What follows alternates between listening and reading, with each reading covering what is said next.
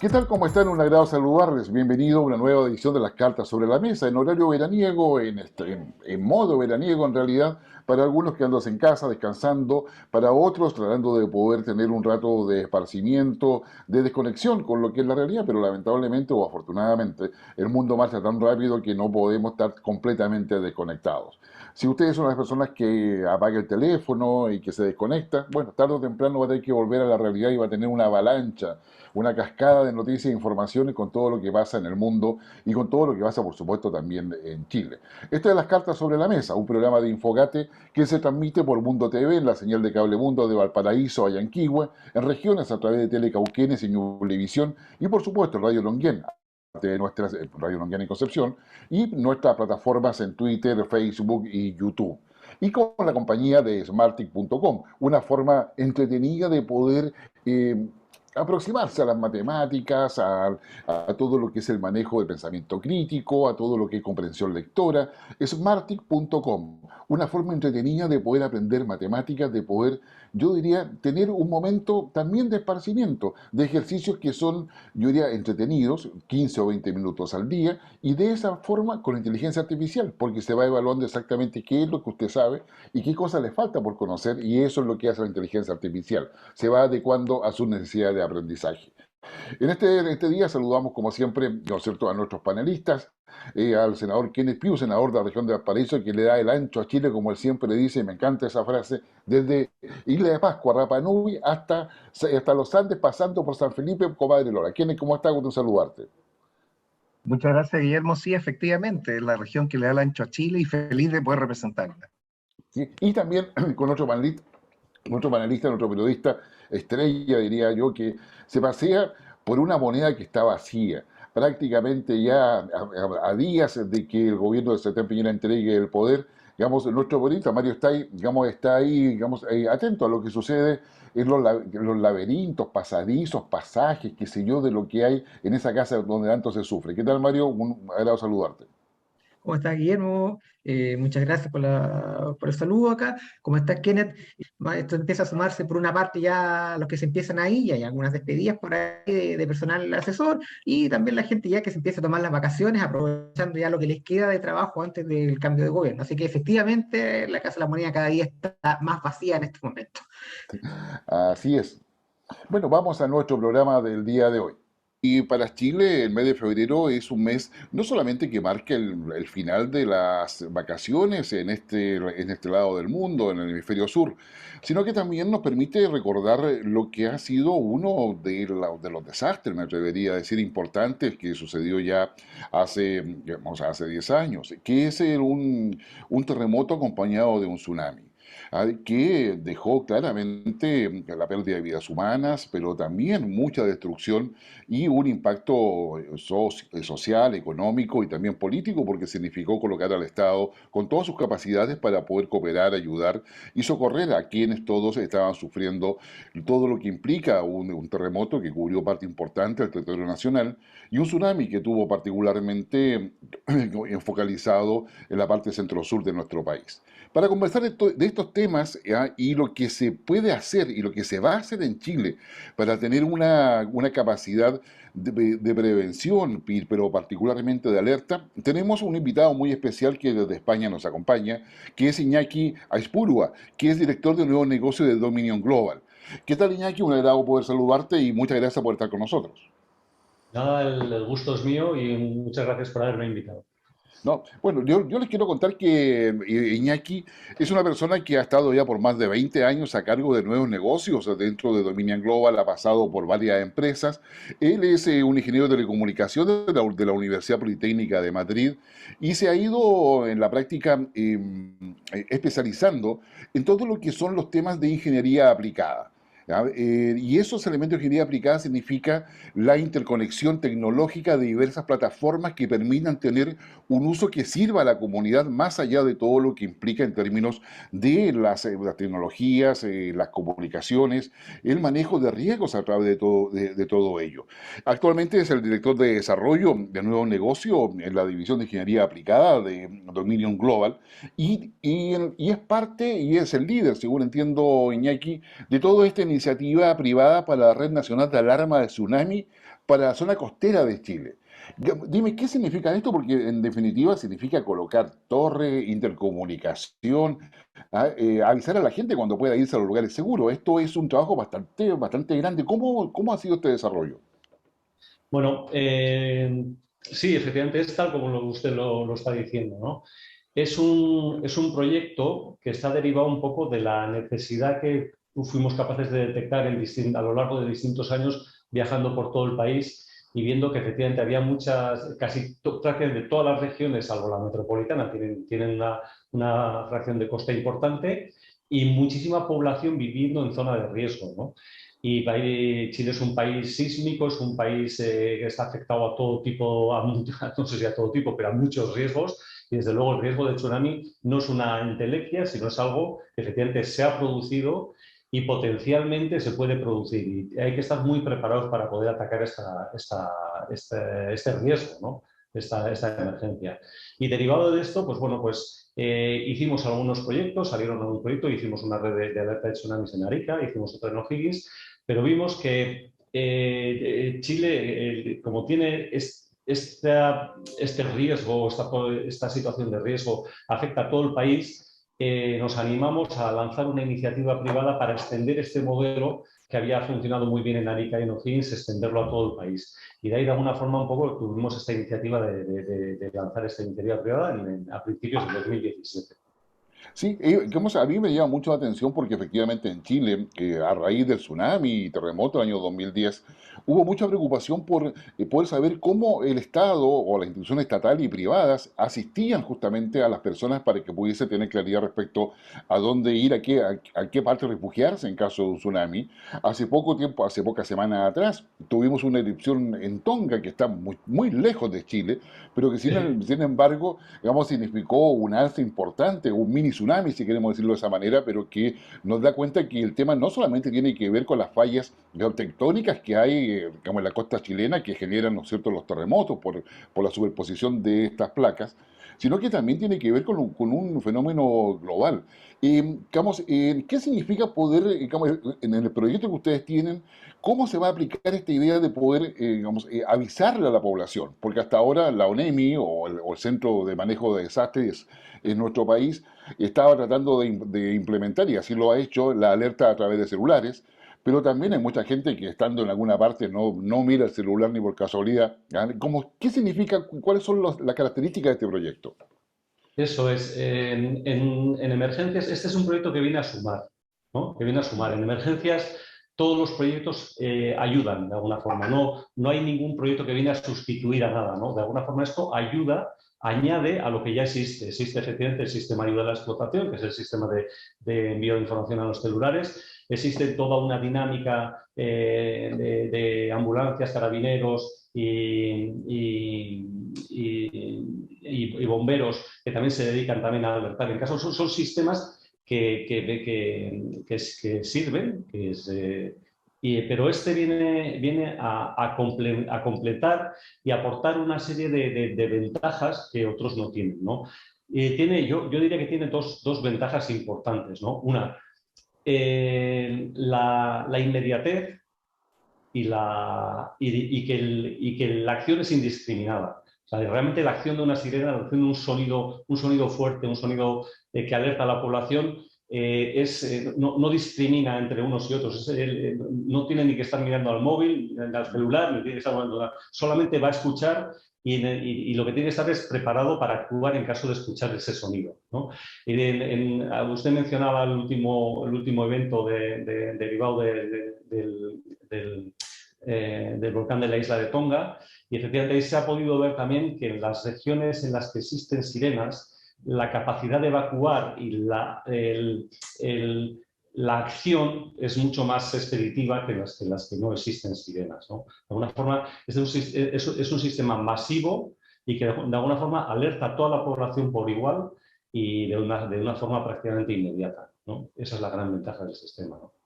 Ahora, ¿eso cómo funciona? ¿Quién enciende la sirena? O sea, es decir, que hay una persona que tiene que apretar un botón, es automático, qué sé yo, como ya hay que colocar banderas, qué sé yo, porque el tema de las sirenas se usó mucho en la Segunda Guerra Mundial para avisar los bombardeos, para que la gente se pudiese ir a esconder, ¿no es cierto?, en los refugios.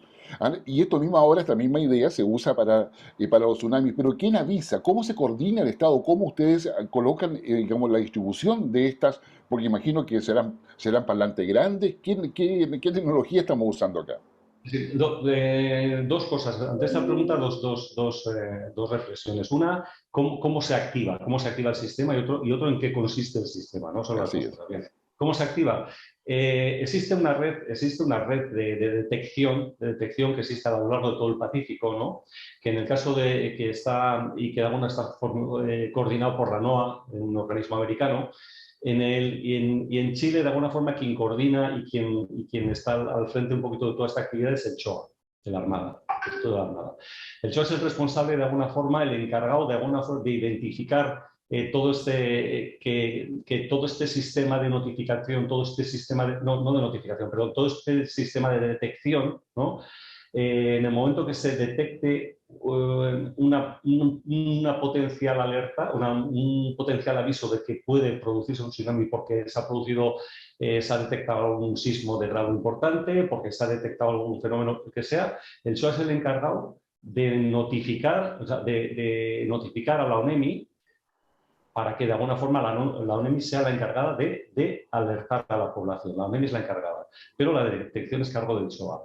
Entonces, la ONEMI en ese caso, en el momento que recibe una notificación diciendo que existe un riesgo, la ONEMI tiene que coordinar la emergencia y es la que se encarga de activar, porque la alerta o la alarma se activará para una determinada zona o para una región, para varias regiones, porque entonces los responsables regionales son los encargados de activar. No es automático, requiere una activación manual. ¿Y por qué requiere una activación manual? Esto es importante, porque es muy importante que el sistema sea creíble.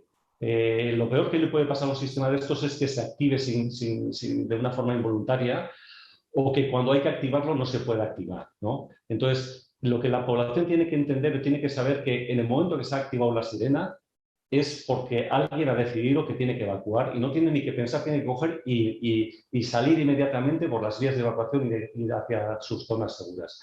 Y en caso de que esto no sea, y esto se percibe, la población lo percibe cuando efectivamente tiene confianza en que la infraestructura es fiable y en el momento en que suene es porque alguien está avisando que se vaya, no es fortuito, alguien está avisando que se vaya. Esto es muy importante. Y técnicamente consiste en efectivamente postes de acero de 11 metros, donde se ubican parlantes de distinta potencia en función del área que sea necesario cubrir, donde también se aloja la electrónica, se alojan los sistemas de alimentación y se comunican de forma redundante, tienen unos sistemas de comunicación redundante para el caso de que uno falle, tener otros activos, ¿no? Y con los centros de control. Existe una red de centros de control en todo el país, existirá, ¿no? Que se situarán en las ONEMI regionales y un centro de control nacional que se situará en la ONEMI nacional. En caso de que un centro regional o si algún centro está inoperativo, pues porque ha habido un sismo, ha habido la circunstancia que sea lo deje inoperativo, cualquier otro centro puede tomar el control de la situación y puede activar las sirenas dentro del protocolo que se defina en este caso. También existirá un centro de control en la nube para el caso de que ya sea la catástrofe máxima y el centro nacional sea capaz de activar las sirenas, ¿no? Pero esta es la dinámica, ¿no? Ya. Digamos, ahí, digamos, estamos conversando con Iñaki Aispurua desde España sobre lo que son, digamos, una nueva red de alerta de tsunami en Chile, que está, y acá tomo lo que tú me dices, compuesto por antenas de 10, 11 metros de altura que están conectadas a un sistema de comunicaciones, a varios sistemas de comunicaciones que permita alertar a la población, activar todo eso, cuando el CHOA para quienes nos están escuchando, es el Servicio Hidrográfico y Oceanográfico de la Armada de Chile, que a través de distintas boyas y todo un sistema que ha implementado en el año 2010, tiene no solamente el control del aumento o baja de las mareas mar adentro, sino que la conexión con el Sistema Internacional de Alerta de Tsunami, que son los que efectivamente dicen cuando un evento telúrico que puede pasar en cualquier parte del mundo, en el fondo del mar, permite las condiciones para que haya un tsunami. Y eso lo que nos está explicando Iñaki es que llega acá a Chile a través del CHOA, llega a la ONEMI, que es el organismo central, quien establece cuáles son las regiones principalmente afectadas, que pueden ser una, pueden ser varias, y se activa todo esto. Pero te voy a hacer una consulta porque yo me recuerdo que para el terremoto del 2010 acá en Chile, bueno, todos teníamos celulares, qué sé yo, y de repente los celulares murieron. Y murieron no porque el celular tuviese malo, sino porque las antenas de repetición no tenían batería de respaldo. Es decir, como la batería de respaldo, como la antena que replica la señal del celular, simplemente se cayó. Estas antenas tienen batería de respaldo, dura mucho tiempo, hay un tema de mantención de por medio, porque los tsunamis no pasan todos los días. Entonces, ¿cómo se enfrenta a esa situación? Sí, para garantizar que las sirenas, que cada poste está activo en el momento que sea requerido activarse, efectivamente, tienen un sistema de alimentación, los postes funcionan de forma autónoma, o sea, sin Ok. conexión a red. Tiene un sistema de alimentación autónoma basado en unos paneles solares, unas baterías, unos rectificadores que permiten tener las baterías suficientes para que el sistema esté. Lo voy a hacer un poquito de memoria, pero creo que son hasta 7 días sin ningún tipo de carga Ujú. y al séptimo día poder hacer 10 activaciones, ¿no? O sea, de alguna forma, eso da un poco la garantía un poco de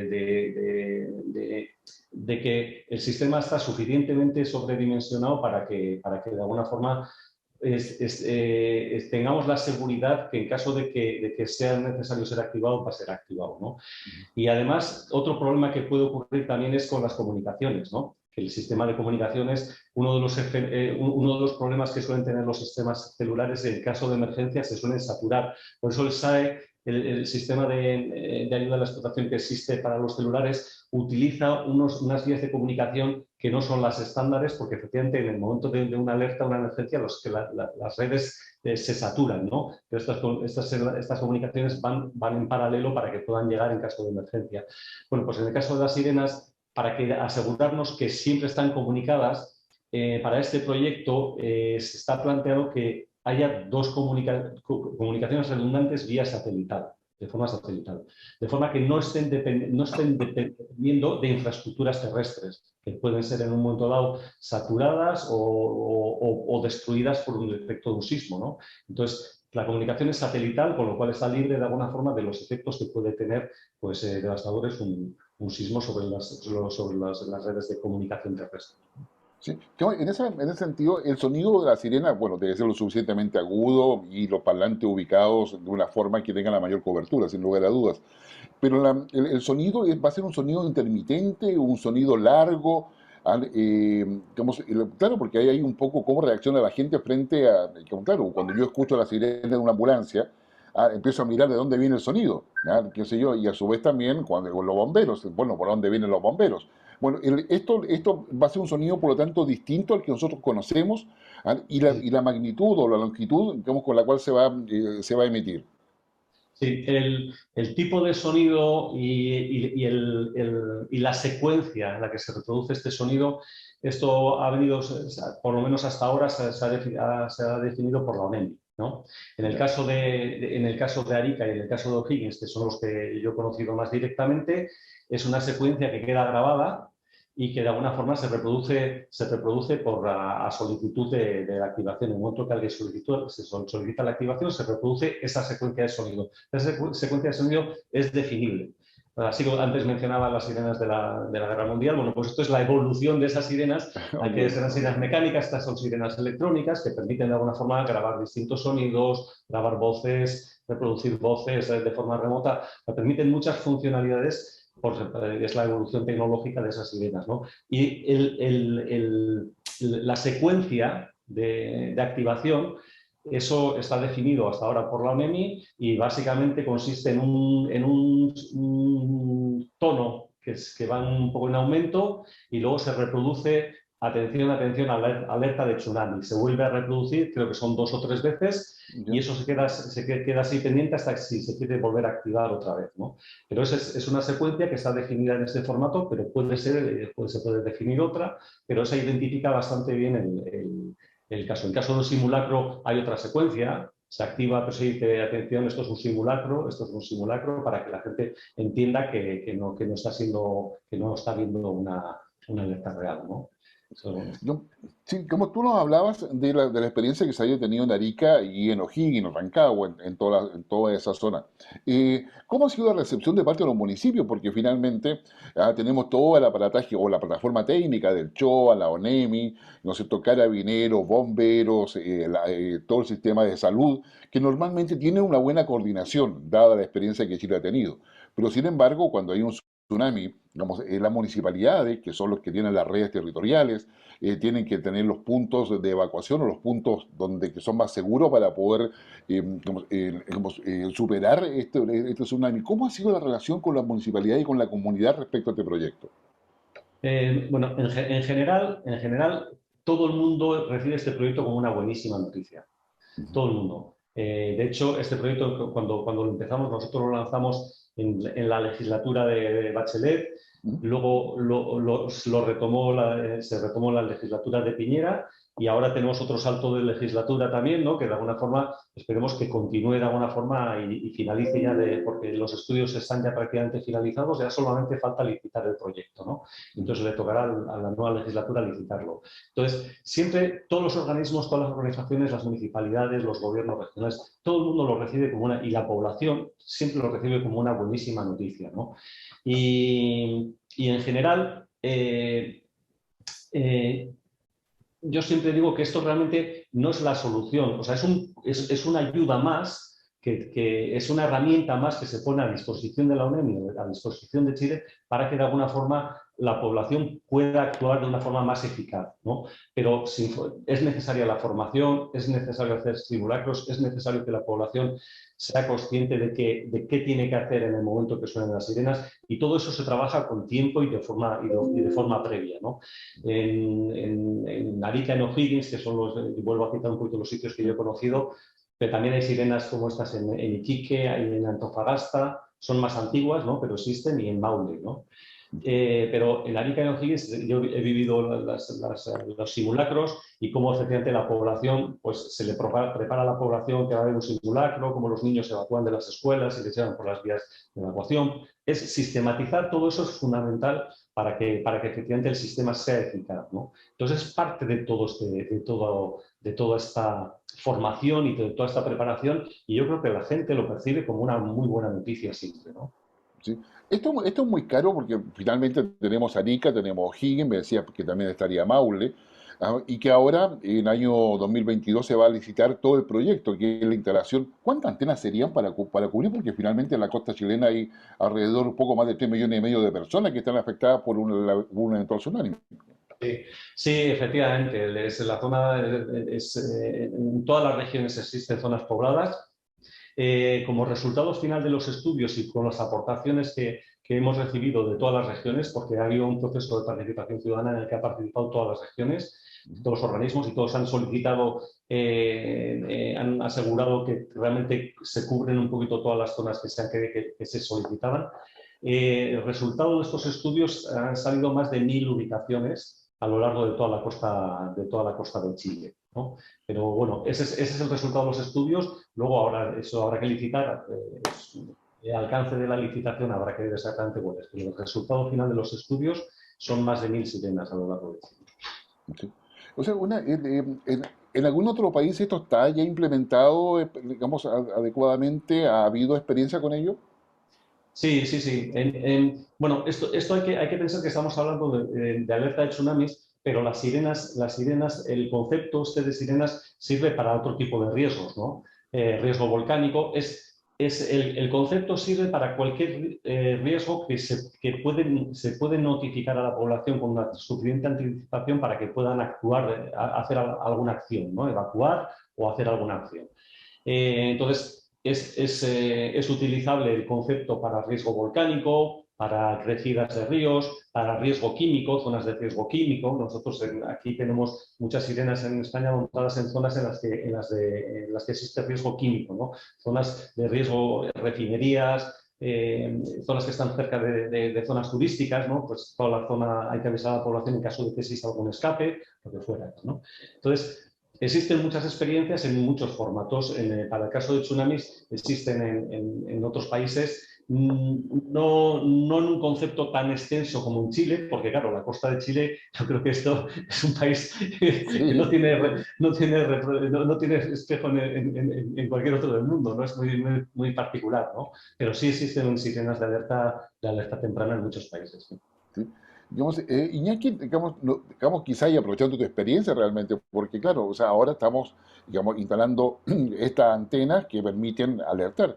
Pero yo me imagino que ustedes también desarrollan como investigación, innovación, ¿ah? Y probablemente, pues, a mí se me ocurre que en el futuro, digamos, quizá la antena va a seguir estando, pero en realidad lo que va a haber va a ser, no sé, un grupo de drones que va a ir avisándole a la gente que está en cualquier parte de que se viene un tsunami. Es decir, ¿cómo se ve la evaluación? Porque efectivamente el tema de alertas a todo lo que viene hoy día por el cambio climático, que son los desastres naturales.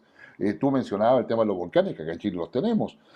Tenemos todo lo que son no solamente los terremotos sísmicos, incendios que afectan a la población, lo hemos visto en Australia, en California, en Europa también, en el mismo España, de hecho. Digamos, ¿cómo se ve la evolución de esta alerta a la población con la tecnología que hoy día conocemos?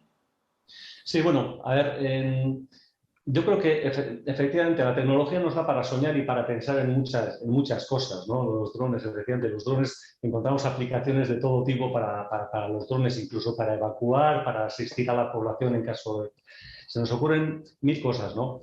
Pero, pero bueno, que hay sectores o hay espacios, y el de las emergencias yo creo que es uno en que merece la pena que estos pasos se vayan dando con una cierta pausa y con una cierta moderación. ¿Por qué? Porque de alguna forma estamos hablando de salvar vidas. Entonces, por ir muy rápido puedes perder en eficacia, ¿no? Le pongo un ejemplo, ¿no? Cuando las sirenas, en el momento que se implantan en un sitio, a la gente se le ocurren mil aplicaciones, ¿no? Mira, dice, bueno, pues puede ser un sistema que la municipalidad utilice para avisar cuando hay algún evento de algún tipo, para hacer notificaciones, para contar. Y yo siempre he defendido, en todas las reuniones que hemos estado, yo siempre he defendido que ni pensar, que ni pensar. La sirena tiene que ser algo, desde el punto de vista, para que sea eficaz, para que sea eficaz, tiene que ser algo que está plantado en el medio, que no funciona nunca, pero que la población le tenga suficientemente respeto como para que en el momento en el que suene no tenga que pensar ni nada. O sea, tiene que tener el criterio de eficacia de, no tiene que empezar a pensar, me está avisando que hay mercado, me está avisando que hay, o me Claro. está diciendo que salga corriendo, ¿no? No. Suena, sal corriendo. Y es como muy básico. Entonces, muchas veces le queremos a poner nuevas funcionalidades, queremos completarlo con cosas, queremos darle y perdemos un poco en la eficacia del objetivo fundamental, ¿no? Entonces, efectivamente, la tecnología irá avanzando y se producirán nuevos, pero tenemos que ser un poquito sensatos y pensar que efectivamente lo importante es avisar a la población, que la población sea consciente que cuando suena salga corriendo, porque en un minuto, 2 minutos, 3 minutos que ganen puede ser la diferencia entre la vida y la muerte, ¿no? No, eso no, que totalmente de acuerdo, Iñaki. Te queremos agradecer muchísimo tu buena disposición. Desde España estás en Madrid, ¿no? No, estoy en Bilbao, en el Bilbao, norte. pero qué maravilla. Ya, ya. Bueno, Sí. acá nosotros estamos, vamos terminando febrero, como decíamos, que sería el agosto de ustedes. Digamos, la verdad, digamos, te queremos agradecer, Iñaki Azpurua, el director de nuevos negocios de Dominion Global, que tiene a cargo todo lo que es el despliegue, el proyecto de colocar alertas a través de sirena y postes en lo que es la costa chilena para poder anticipar, justamente, no, avisar y prevenir a las personas cuando haya, digamos, un tsunami. Iñaki, te queremos agradecer sinceramente tu buena disposición y muy clara explicación. Pues muy bien, muchas gracias por la invitación y bueno, y un placer y a disposición.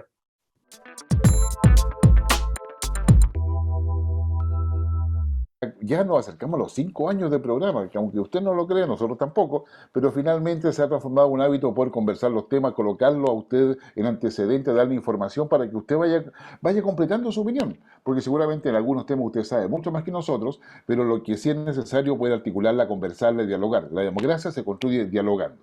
Y la Carta sobre la Mesa coopera justamente a ello. Estamos, digamos, con nuestros invitados, con quienes, digamos, compartido tantas veces, tanto el senador Kenneth Pugh, senador de la región de Valparaíso, que le da el ancho a Chile, desde Rapa Nui, Isla de Pascua, hasta los Andes, pasando por San Felipe con Madre Lola. Digamos, como decía esa famosa cueca, del Guatón Loyola. Me salió besos sin ningún esfuerzo, antes o después del almuerzo, no sé, pero digamos, definitivamente así fue. Kenneth, ¿cómo estás? Un agrado saludarte. Muchas gracias, Guillermo. Muy feliz. Efectivamente, una región bastante amplia, ancha, y que tiene muchos parques marinos. Fíjate que es 1 millón de kilómetros cuadrados, no solo de mar, de territorio bajo el mar, y eso es muchísimo más grande que todo nuestro territorio continental. Solo la región de Valparaíso con sus parques marinos. Sí. Saludamos también a quien nos ha acompañado permanentemente, digamos, no solamente desde su hogar, sino también desde la calle, más de algún despacho que hemos tenido antes del año 2021, lo hizo desde la propia moneda, así de repente hablando bajito para que no se escuchara, pero ahora no tiene problema porque la moneda está prácticamente vacía. ¿Qué tal, Mario? ¿Cómo está? Gusto en saludarte.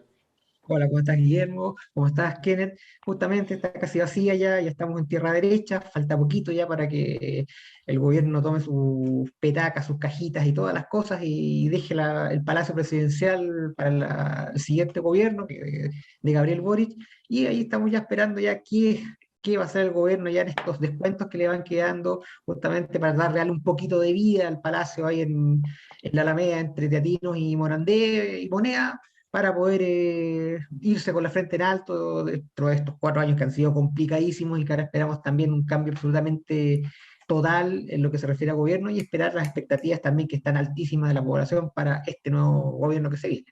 Así es, yo creo, bueno, y son muchos los temas, y nosotros queremos entregarle temas para que usted converse en la casa. Ahí no puedo restarme antes de ir al tema, hoy día queremos, y lo quiero invitar a que hablemos sobre descentralización y zonas extremas, pero antes de ir a ese tema, quiero partir con un tema que está relacionado y que lo mencionó muy al pasar Kenneth, con lo que es la extensión de nuestro territorio marítimo. Y en la convención hay, no sé si en la convención, pero por lo menos se ha ido instalando el concepto de maritorio.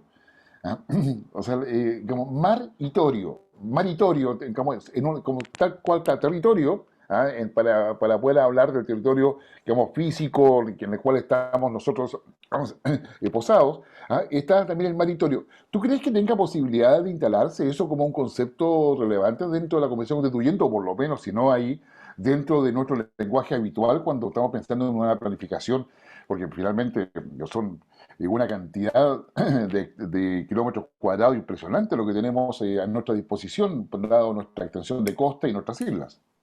Y recordar quizá un poquito ahora lo que estamos hablando ya de maritorio, de territorio marítimo y temas similares, un tema más científico que sucedió hace poco, que fue la primera expedición chilena al fondo de la fosa de Atacama. O sea, llegaron Bueno, 8 prácticamente al final. kilómetros, ¿no? 8 Claro, kilómetros. 8 kilómetros hacia el fondo, aprovechando una empresa privada estadounidense con trabajo con las universidades locales y obviamente llegaron, hicieron bastante estudios, fotografías inéditas, estudios no solamente del terreno, sino también de las especies. Para Chile, por lo menos, eso es un logro científico bastante importante, inédito aquí a nivel sudamericano. Por lo cual es una cosa a destacar, ya no solamente a nivel de lo que estamos viendo hacia el espacio, hacia el aire, a lo que estamos viendo también a nivel horizontal en territorio, territorio continental, territorio marítimo, sino también hacia las profundidades, con todo lo que implica también, no solamente la fauna, recursos y los recursos también a futuro que pueden ser recursos económicos eventualmente explotables, llegado el caso, y obviamente que no implique afectar el ecosistema y el medio ambiente de la zona, que es bastante especial también. O sea, para quienes nos están viendo, imagínense que 1 kilómetro equivale más o menos a 8 cuadras normales. Eso es 1 kilómetro. Ellos bajaron, qué sé yo, 8 kilómetros. O sea, vale decir 32 cuadras. Entonces usted imagínese 32 cuadras caminando, pero en forma vertical. Esa es la distancia, porque mucha gente no se imagina lo que son 8 kilómetros. Si tú has estado en el campo, Mario, 8 kilómetros está a la vuelta de la loma. O por lo menos, por ejemplo, a la gente de Santiago, que a veces quizás tampoco, por razones lógicas, no está acostumbrado, el paseo Bulnes son 800 metros.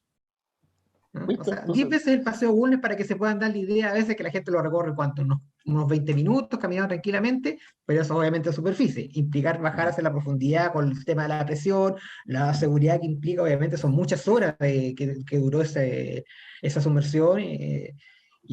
Pero por último, para que la gente se dé una idea de cuánto implica el logro y que es una cosa bastante peligrosa que no se ha hecho en muchas partes a nivel mundial en las fosas a lo largo y ancho de todo el mundo.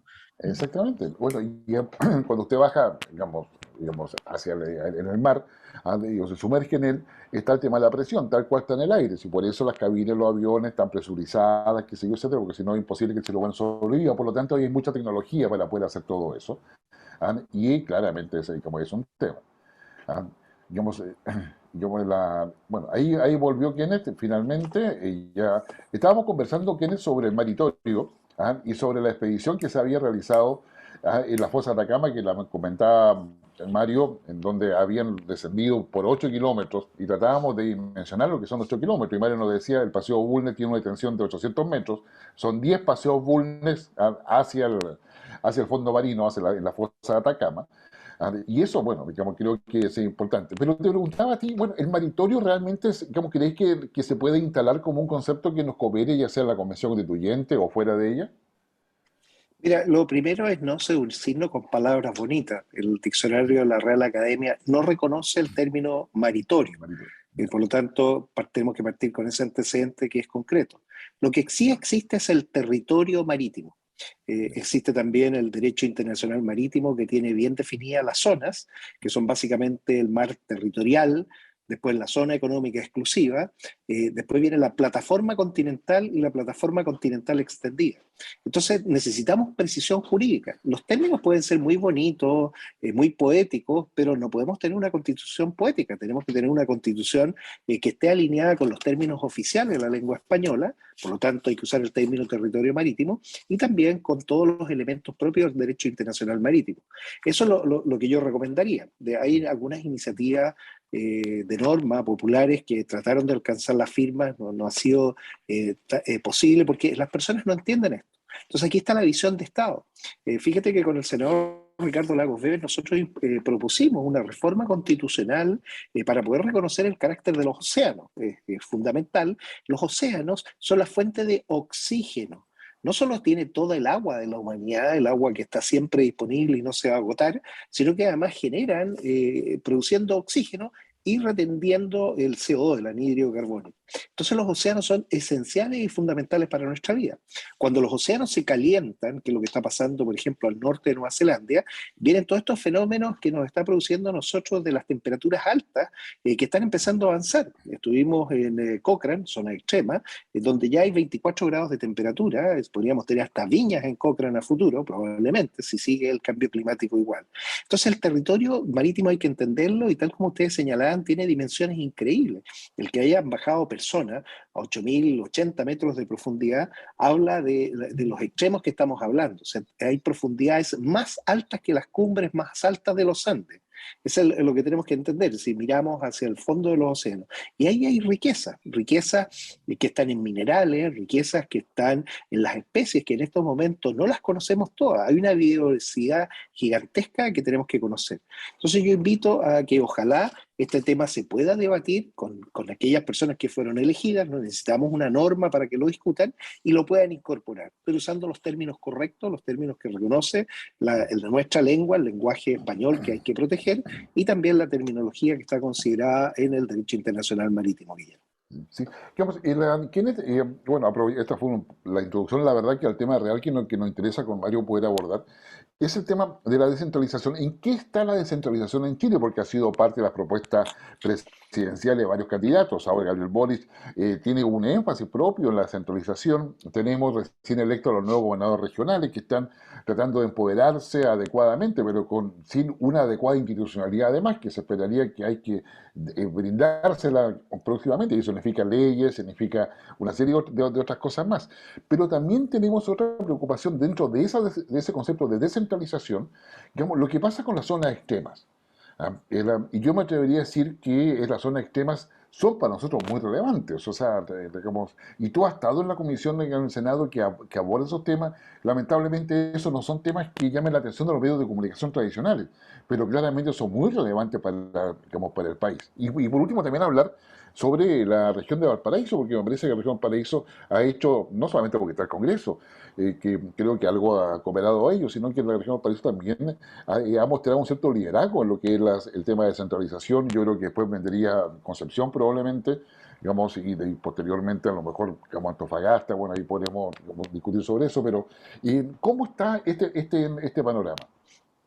Ya, conceptualmente, la descentralización se logra por tres caminos. Primero, la descentralización política, que fue la que más tiempo costó, que fue la elección por voto popular de una autoridad que representa la región completa, gobernadora o gobernador regional. Y esto tenemos que recordar que fuimos el último país del continente en hacerlo, y además con prácticas que venían del tiempo de la colonia. O sea, el rey designaba a este intendente que tenía que hacerse cargo de todo lo que el reino quería en ese territorio.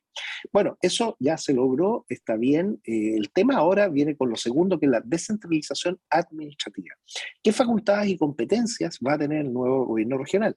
¿Qué dice la nueva ley que hemos adecuado y transformado? Que se pueden hacer algunas ya de por ley y otras el gobierno regional tiene facultades para pedir su traspaso. Y también existe todo el tema del silencio administrativo. Si el gobierno no responde, bueno, se considera que han sido traspasadas.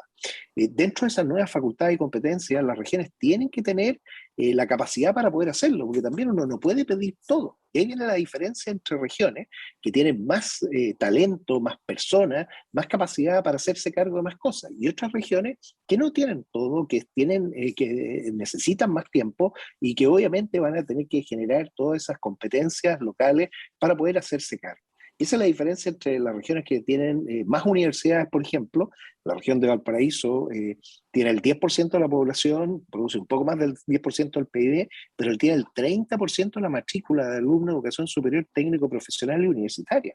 Estamos hablando de 14 institutos, universidades, que es mucho más que otras que solo tienen una sola universidad. Entonces hay temas que son propios de cada región. Y finalmente viene la descentralización financiera, que es cómo la región genera recursos propios que se quedan en la región. Y ese es el tema de fondo a discutir. Recién las regiones están, a contar de este nuevo periodo presidencial, en plena capacidad. Esto significa, por primera vez, con todas las senadoras y senadores que representan a la región, que son el único balance político que no va a tener el nuevo gobernador o gobernador regional. Por eso es tan importante mantener el Senado para mantener el balance de poder en las regiones. Y además, las regiones van a estar representadas de sobremanera en el Senado. Solamente con 5 senadores en la región metropolitana y 50, ellos son el 10% para decisiones que van a tener un carácter mucho más regional. Y los nuevos consejeros regionales electos con una visión y una óptica totalmente distinta. Entonces, si queremos probar algo, tenemos que esperar a que esto funcione. No podemos seguir cambiando el país sin siquiera haber probado lo que tenemos. Y esa es, yo diría, la señal de alerta a la Convención Constitucional, al primero esperar a que tengamos resultados con los gobiernos regionales, con el Senado que tenemos previsto, y no desarmar todo con una visión que no sabemos por qué. No sabemos qué problema es el que quieren resolver. Van a generar un problema mayor si desestabiliza. Las regiones extremas son estratégicas, y esto porque probablemente no tengan muchos votos. Entonces, entendiendo que no es un tema de votantes, es un tema de la importancia estratégica para lograr los objetivos estratégicos del país, las regiones extremas tienen que tener un tratamiento distinto. Y ahí es donde uno dice, mire, donde se acaba el mercado tiene que empezar el Estado. O sea, es imposible que el mercado se haga cargo de todo en las zonas extremas. Y la presencia del Estado tiene que ser bastante más importante.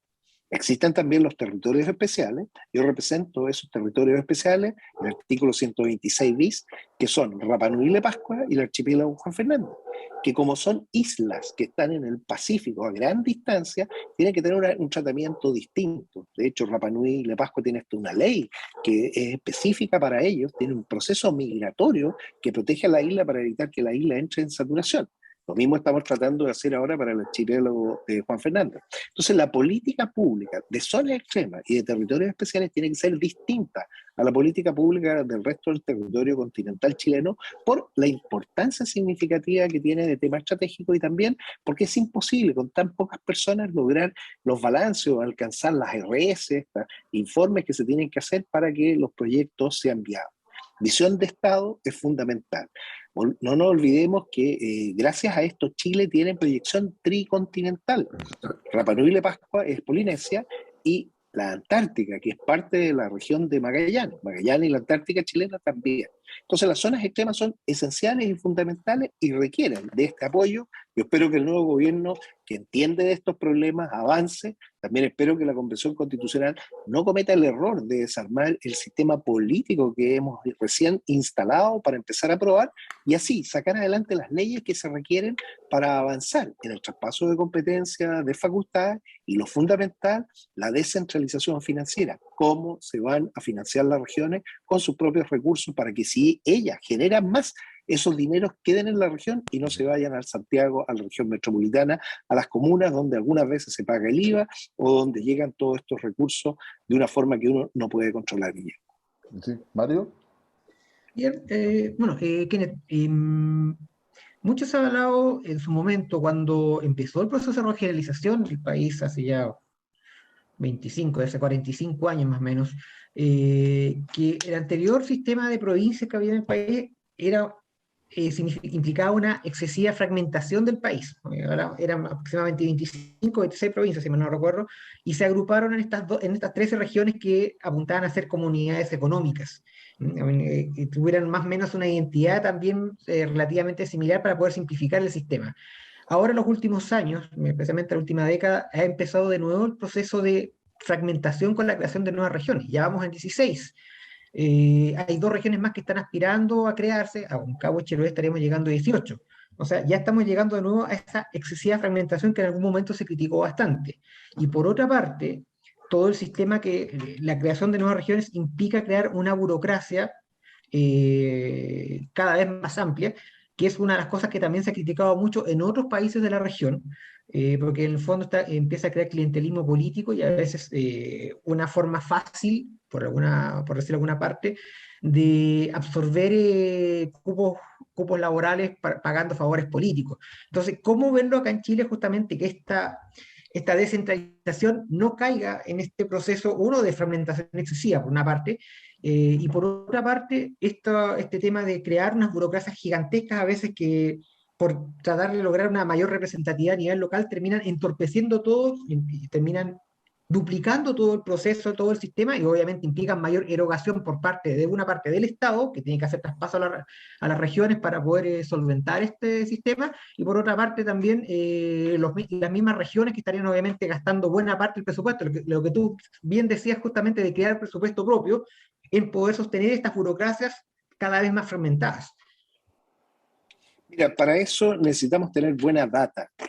La creación de nuevas regiones no es una aspiración de un grupo de personas. Tiene que estar basada en datos concretos que permitan demostrar que efectivamente para la gestión de esos recursos, de esos talentos, se necesita una nueva estructura.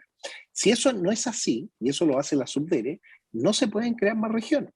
Entonces, lo primero es someternos todos al mismo proceso de evaluar si efectivamente se dan las condiciones para que se pueda crear o no.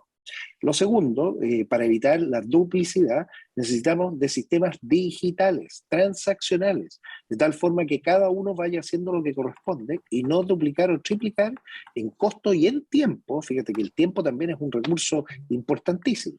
Entonces, aquí viene algo que está todo mezclado. Hoy, para reparar de repente una vereda de una comuna tienes que pedir permiso a Santiago. Entonces los tiempos son gigantescos, absurdos.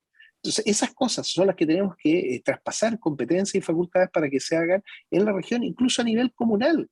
Nosotros tenemos que avanzar en los gobiernos locales, el gobierno comunal, dándole también facultades y competencias para que puedan funcionar mejor. Porque si está bien constituido el primer gobierno, que es el más cercano a las personas, que es el gobierno comunal, el gobierno regional es un administrador macro de estos gobiernos locales y así poder sacar adelante. Entonces, no necesitarías tanta gente. Si cometes el error de replicar y reproducir todo lo que hace el gobierno central en la región, en un gobierno regional, obviamente vas a estar generando un caos administrativo, duplicando, triplicando y además excediendo los costos y demorando mucho más. Esa es la forma en que tenemos que avanzar. Y para eso, lo que yo he pedido es tener buenas estrategias regionales. Porque nuevamente, ¿qué queremos? ¿Para qué son estas organizaciones? Ellas tienen que estar para lograr consensos políticos, acuerdos, y poder desarrollar programas de largo plazo que se puedan ejecutar con toda la región. Si no, no tiene sentido. Es como tener, es que ahora vamos a tener un presidente chiquitito, bueno, ¿y para qué?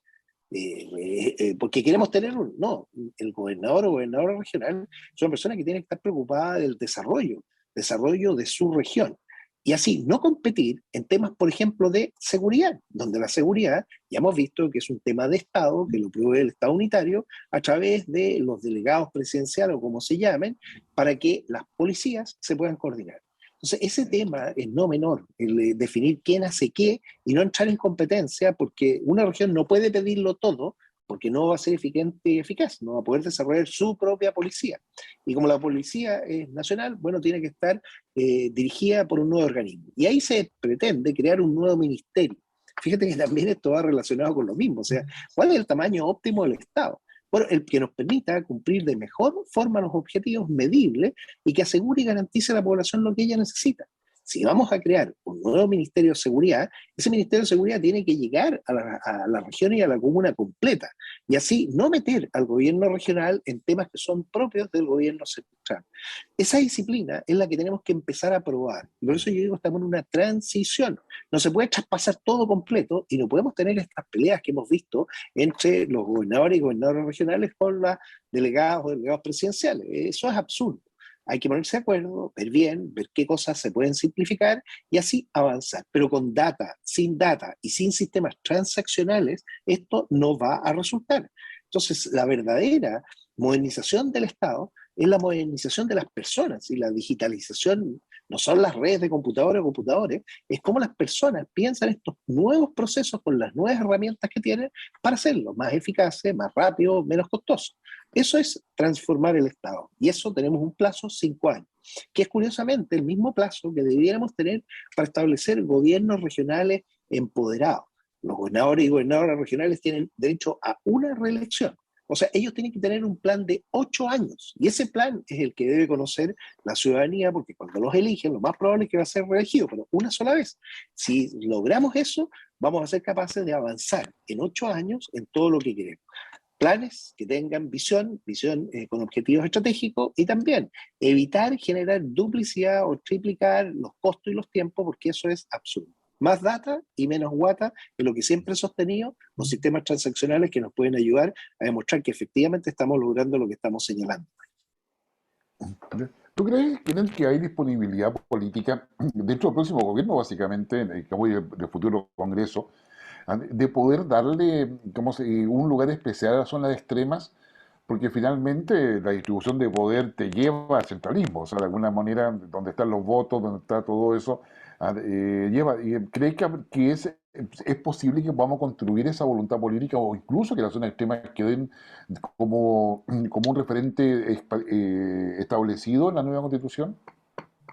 Mira, tiene que estar en la Constitución, porque de hecho se tiene que mantener, por ejemplo, el principio de los territorios especiales, donde no opera la Constitución. O sea, todos tenemos la libertad para poder trasladarnos y residir donde queremos. Pero en una isla que tiene una carga limitada de la condición que estamos hablando, o sea, a 2.000 kilómetros de distancia, tú no puedes garantizar a todo el mundo que pueda hacerlo. Entonces las excepciones constitucionales tienen que existir, y esos son territorios especiales. Y las zonas extremas, como zonas extremas, tienen que tener un tratamiento estratégico, y esto es de presupuesto. Vemos un ejemplo: Argentina decidió en el lugar más remoto de ellos, en Ushuaia, instalar un centro gigantesco para poder ser la puerta de entrada a la Antártida. Tienen no uno, varios aeropuertos internacionales, no tienen un solo muelle, varios muelles. Yo estuve volando el mes de enero, ahora a fines del mes de enero, habían 7 cruceros de pasajeros en Ushuaia. En Puerto Williams, ninguno. Puerto Williams tiene 3.500 personas, Ushuaia debe estar en las 80.000 personas. Y eso es visión estratégica, presupuesto. Si tenemos presupuesto para generar un plan que diga, mire, nosotros somos la puerta de entrada a la Antártida, Chile es el mayor investigador científico, tiene el Centro de Investigación Subantártica, se acaba de inaugurar, estamos próximos allá que parta operando, eso va a ser lo único que genere un posicionamiento de Chile, pero con recursos. Sin recursos especialmente destinados para estos programas, es imposible que las zonas extremas compitan en proyectos con otras zonas. Entonces, la distancia y el valor estratégico es algo que nosotros tenemos que medir y tiene que tener un peso estratégico mucho más grande que solamente la cantidad de población que tiene. Puede que no tengamos a nadie. Tomemos el caso de la frontera en el altiplano. No hay personas. ¿Qué tenemos que hacer? Lograr que los agricultores sigan funcionando. Cuando hay sequía, llevarles pasto, que mantengan su alimento, los animales, que sean capaces de ellos de recibir. Y eso tiene un costo, y tiene un costo alto, pero son la única manera de hacer presencia en ese lugar. Mario.